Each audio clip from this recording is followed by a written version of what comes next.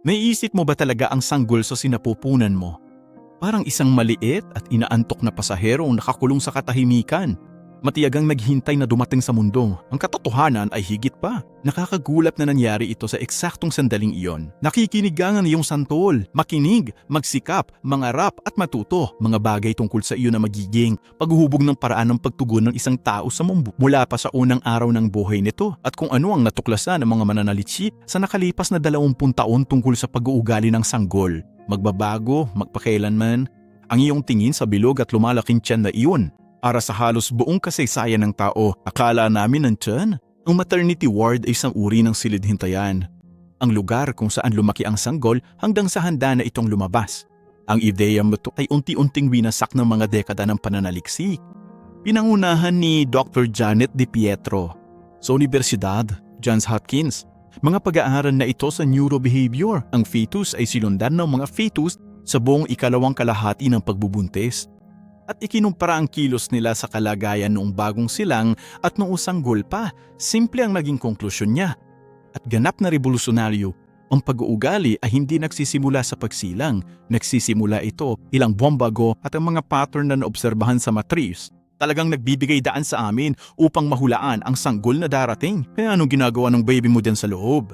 Merong 6 na partikular na pag-uugali na sinusunod ng mga siyentipiko na idokumento ng iyong at bawat isa sa mga ito ay nangyayari ngayon sa iyong katawan. Una, palagi niyang inililipat ang panandalian lang ang mga sipa.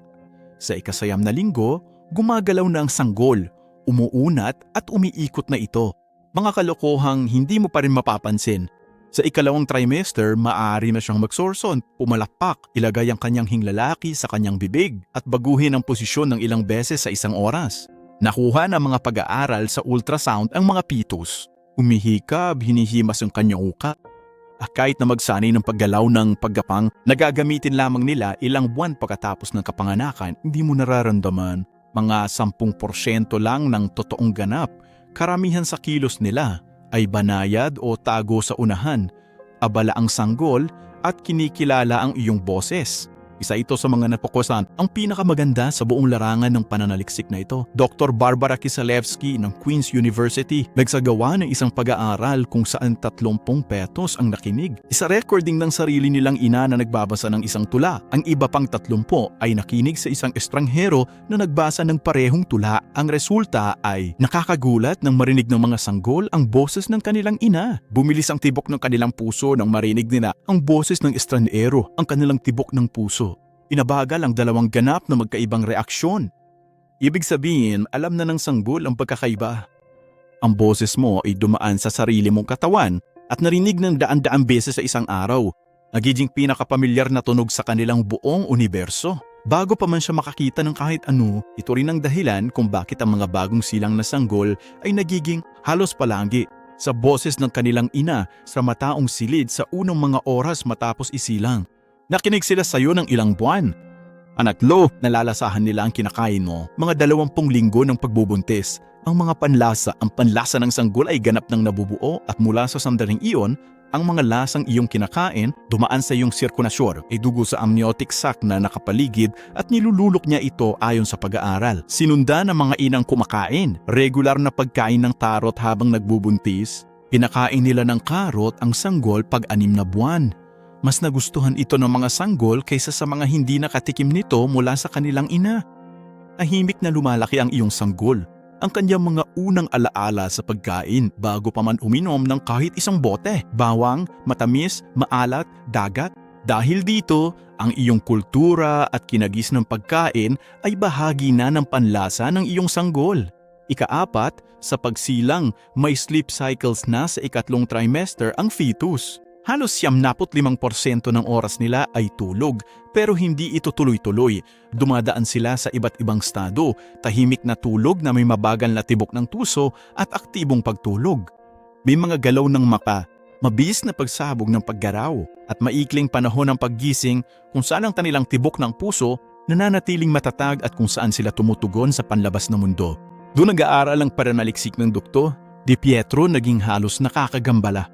Sa kanilang katumpakan, natuklasan niya na ang mga fetus na may mga ritmo, hindi regular at magulong siklo ng pagtulog paggising sa sinapupunan, maging mga bagong silang na sanggol na hindi makatulog ng maayos.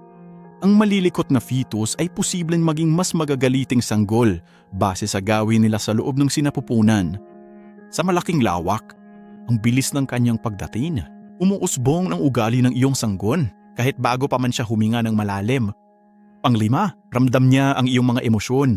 Kapag nakakaramdam ka ng stress o pagkabalisa, naglalabas ang iyong katawan ng cortisol at adrenaline. Mabilis na tumatawid ang mga chemical sa inunan. Di man maintindihan ng sanggol ang iyong kaba, ramdam ito ng kanyang nervous system. Bilang epekto, naitala ng mga mananaliksik ang mga pagbabago sa tibok puso ng sanggol. Angat ang mga galaw bilang tugon sa emosyonal na kalagayan ng ina. At sa kabilang banda, kapag kalmado ka na, kapag tumatawa ka kasama ang taong mahal mo. Kapag ang iyong katawan ay relax, matatanggap din ito ng iyong sanggol, hindi yung dahilan para mabahala tungkol sa pagiging balisa. Ang paminsan-minsang stress ay ganap na normal at hindi sasaktan ng iyong sanggol. Ngunit mahalagang malaman na kahit bago pa man ipanganak, kayo ng iyong sanggol ay meron ng isang uri ng pag-uusap, emosyonal, na hindi ka nag-iisa sa iyong katawan at hindi rin nila ginawa.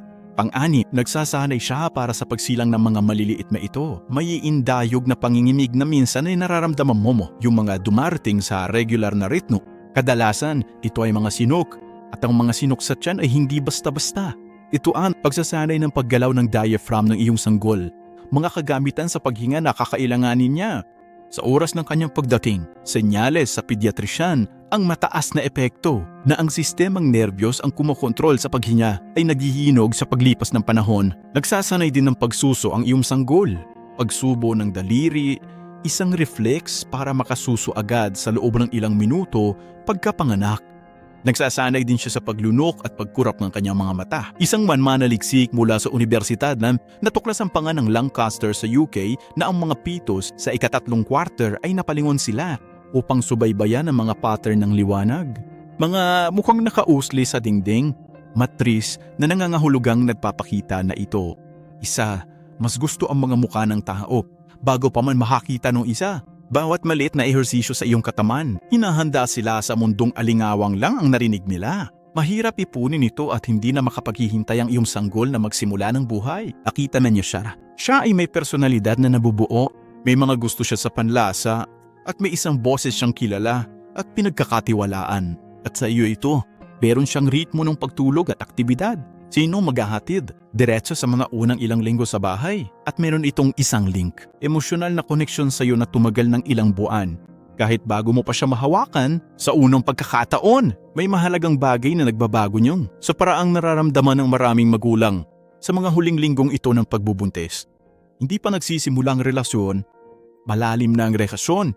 Kinantahan mo siya ng mga kanta, kumain ka kasama niya, kinausap mo siya, naramdaman mo ang kanyang mamaganaw, tumugon ka sa mga sipa niya. Kasambaling magkita kayo ng harapan, hindi kayo mga dayuhan. Matagal na kayong magkaibigan na nagkikita pa rin. Sa wakas sa unang pagkakataon. Kaya sa susunod na maramdaman mo ang mga maliliit na yon, mga panginginig na nagmumula sa loob ng iyong katawan. Pagpahinga ka muna at hayaan mong mabalot ka nito. Hindi lang ito basta isang sanggol na lumalaki, isang maliit na tao lang ang tumitikim ng hapunan mo. Sino ang nakikinig sa iyong boses? Kung sino ang natutulog at nagigising? Ayon sa ritmo na dadalhin nito sa mundo, sinong nakakaalam ng nararamdaman mo? At sino ang tahimik na naghahanda para salubungin ka? Magandang link na sa tingin mo. Ilang buwan na ang simula sa araw ng paghahatid? Ikaw ang buong mundo nila simula pa nung una? At sila'y maingat sa bawat sambalit. Huwag kalimutang mag-subscribe sa aking YouTube channel para makatuklas ng mas marami pang nilalaman na tulad nito.